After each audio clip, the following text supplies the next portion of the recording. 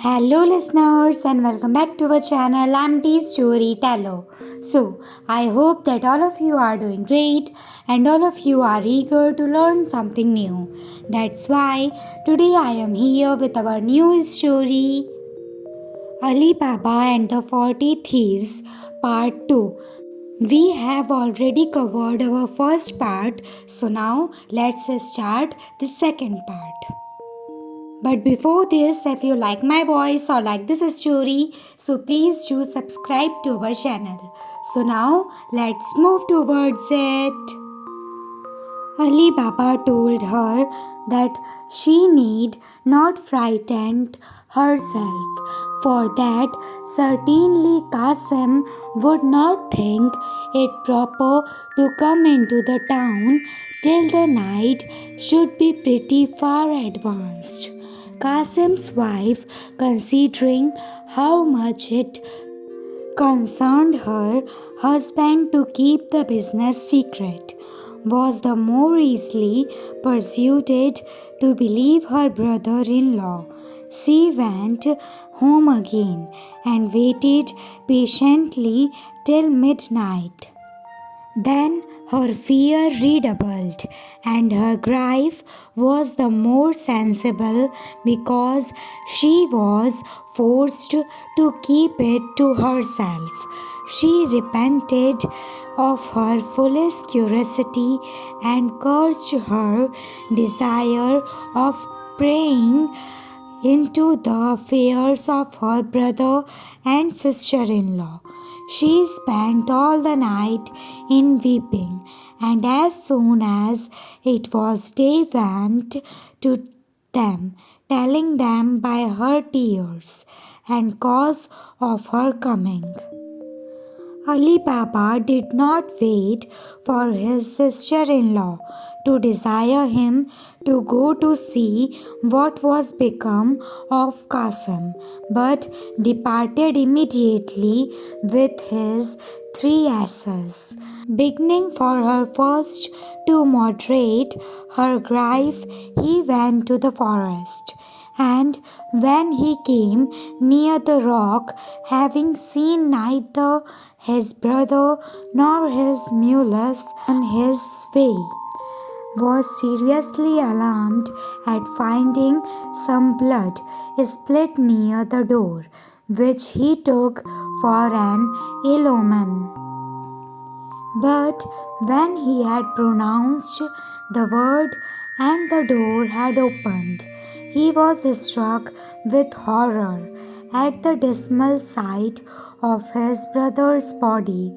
He was not long in determining how he should pay the last dues of his brother, but without adverting to the little fraternal affection he had shown for him, went into the cave to find something to enshroud his remains. Having loaded one of his asses with them, he covered them over with wood. The other 2 asses he loaded with bags of gold, covering them with wood also as before, and then binding the door shut. He came away, but was so courteous as to stop some time to the end of the forest, that he might not go into the town before night. When he came home, he drove the 2 ashes loaded with gold into his little yard and left the care of unloading them to his wife, while he led the other to his sister in law's house.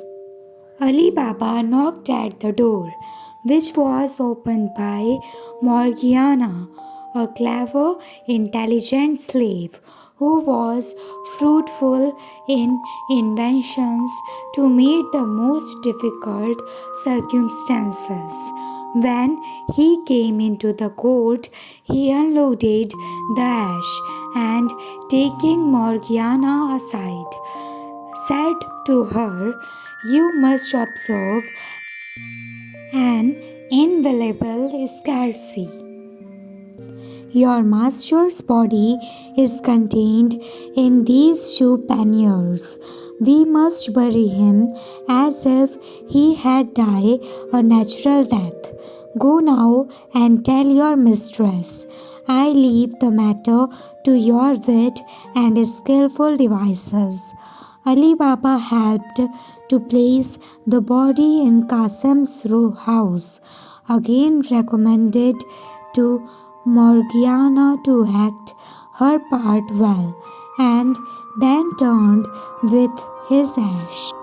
Morgiana went out early the next morning to druggist and asked for a sort of lozenge which was considered efficacious in the most dangerous disorders.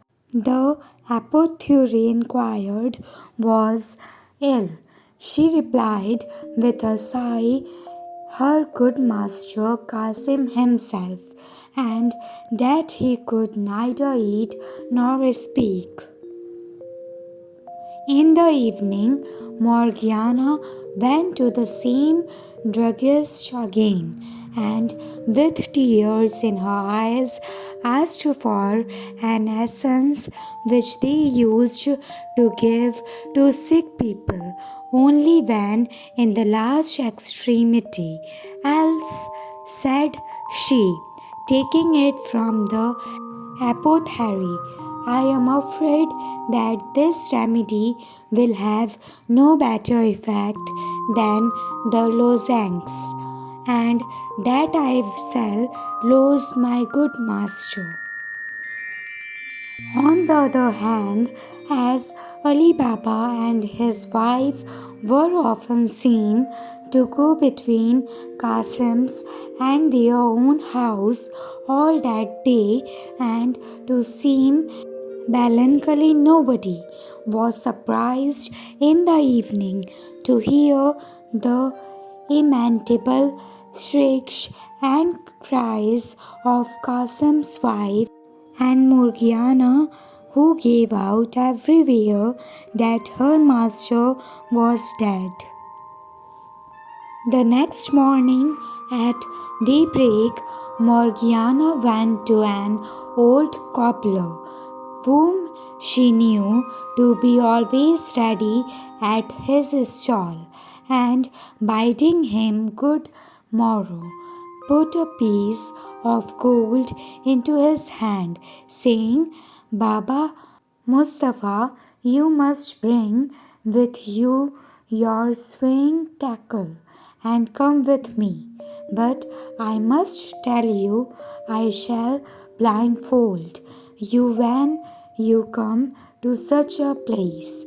Baba Mustafa seemed to hesitate a little at these words. Oh, replied he, you would have me do something against my conscience or against my honor. God forbid, said Morgiana, putting another piece of gold into his hand, that I should ask anything that is contrary to your honor, but only come along with me and fear nothing. Baba Mustafa went with Morgiana, who after she had bound his eyes with a handkerchief at the last she had mentioned, conveyed him to her deceased master's house, and never unloosed his eyes till he had entered the room where she had put the corpse together. Baba Mustafa, said she, you must make haste and sew the parts of his body together, and when you have done, I will give you another piece of gold. After Baba Mustafa had finished his task, she blindfolded him again gave him the third piece of gold, as she had promised, and recommending his gracie to him, carried him back to the place where she first bound his eyes, pulled off the bandage, and let him go home, but watched him that he returned toward his stall till he was quite out of sight, for fear he should have the curiosity to return and dodge her. She then went home. Morgiana, on her return, warmed some water to wash the body, and at the same time, Alibaba perfumed it with incense and wrapped it in the burying clothes with the accustomed ceremonies.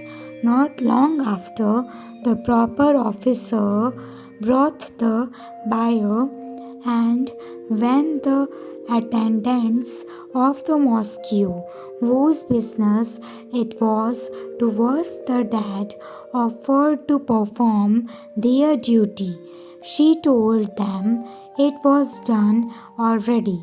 Shortly after this, the Imayun and the other ministers of the mosque arrived. 4 neighbors carried the corpse to the burying ground, following the Imaun, who recited some prayers. Ali Baba came after with some neighbors, who often relieved the others in carrying the bier to the burying ground. Morgiana, a slave to the deceased, followed in the procession, weeping, beating her breast, and tearing her hair. Qasim's wife stayed at home, mourning, uttering lamentable cries with the women of the neighborhood, who came according to custom during the funeral and joining there. In this manner, Qasim's melancholy that was concealed and hushed up between Ali Baba, his widow, and Morgiana, his slave, with so much contrivance that nobody in the city had the least knowledge or suspicion of the cause of it. 3 or 4 days after the funeral, Ali Baba removed his few goods openly to his sister's house, in which it was agreed that he should in future live. But the money he had taken from the robbers he conveyed thither by night. As for Qasim's warehouse, he entrusted it entirely to the management of his eldest son. While these things were being done, the 40 robbers again visited their retreat in the forest. Great then was their surprise to find Qasim's body taken away with some of their bags of gold. "We are certainly discovered," said the captain. "The removal of the body and the loss of some of our money plainly shows that the man whom we killed had an accomplice, and for our own lives' sake we must try to find him. What say you, my lads?" All the robbers unanimously approved of the captain's proposal.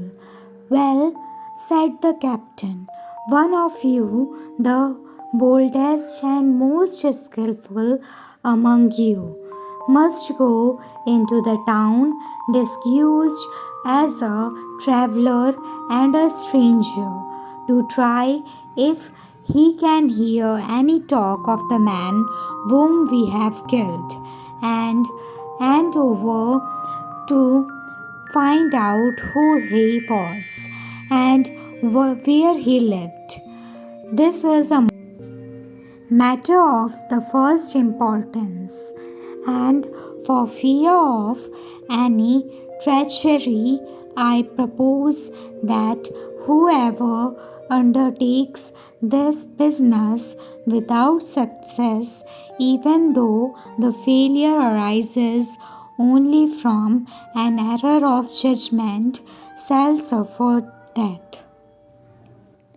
Without waiting for the sentiments of his companions, one of the robbers started up and said, I submit to this condition and think it an honor to expose my life to serve the troop. After this, robber had received great commendations from the captain and his comrades. He disguised himself so that nobody would take him for what he was, and taking his leave for the troop that night, he went into the town just at daybreak. He walked up and down till accidentally he came to Baba Mustafa's stall, which was always open before any of the shops. Baba Mustafa was seated with an owl in his hand, just going to work. The robber saluted him, bidding him good morrow, and perceiving that he was old, said, Honest man, you being to work very early. Is it possible that one of your age can see so well? I question, even if it were somewhat lighter, whether you could see to stitch.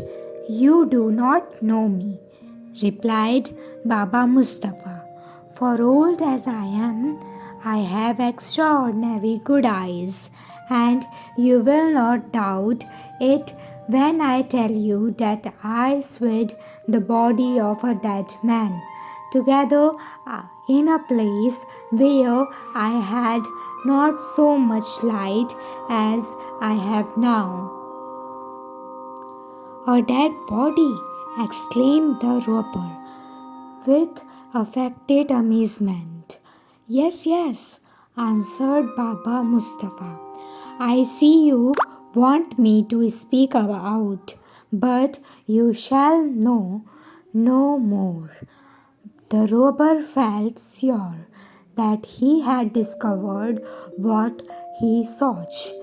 He pulled out a piece of gold and putting it into Baba Mustafa's hand, said to him, I do not want to learn your secret, though I can assure you might safely trust me with it. The only thing I desire of you is to show me the house where you stitched up this dead body. If I were disposed to do you that favor, replied Baba Mustafa, I assure you I cannot. I was taken to a certain place whence I was led blindfold to the house and afterwards brought back in the same manner. You see, therefore, the impossibility of my doing what you desire. Well, replied the robber, you may, however, remember a little of the way that you were led blindfold. Come, let me blind your eyes at the same place. We will walk together. Perhaps you may recognize some part, and as everyone should be paid For his trouble, here is another piece of gold for you. Gratify me in what I ask you. So, saying, he put another piece of gold into his hand. The two pieces of gold were great temptations to Baba Mustafa. He looked at them a long time in his hand without saying a word, but at last he pulled out his purse and put them in. I cannot promise, said to the robber, that I can remember the way exactly, but since you desire, I will try what I can do. At these words, Baba Mustafa rose up to the great joy of the robber and led him to the place where Morgiana had bound his eyes. It was here, said Baba Mustafa. I was blindfolded and I turned this way. The robber tied his handkerchief over his eyes and walked by him till he stopped directly at Qasim's house, where Alibaba then lived. The thief, before he pulled off the band, marked the door with a piece of chalk which he had ready in his hand, and then asked him if he knew whose house that was, to which Baba Mustafa replied that as he did not live in that neighborhood, he could not tell. The robber, finding that he could discover no more from Baba Mustafa, thanked him for the trouble he had taken and left him to go back to his stall, while he returned to the forest, persuaded that he should be very well received. A little after the robber and Baba Mustafa had parted, Morgiana went out of Ali Baba's house upon some errand, and upon her return, seeing the mark the robber had made, stopped to observe it. What can be the meaning of this mark? Said she to herself. Somebody intends my master no good. However, with whatever intention it was done, it is advisable to guard against the worst.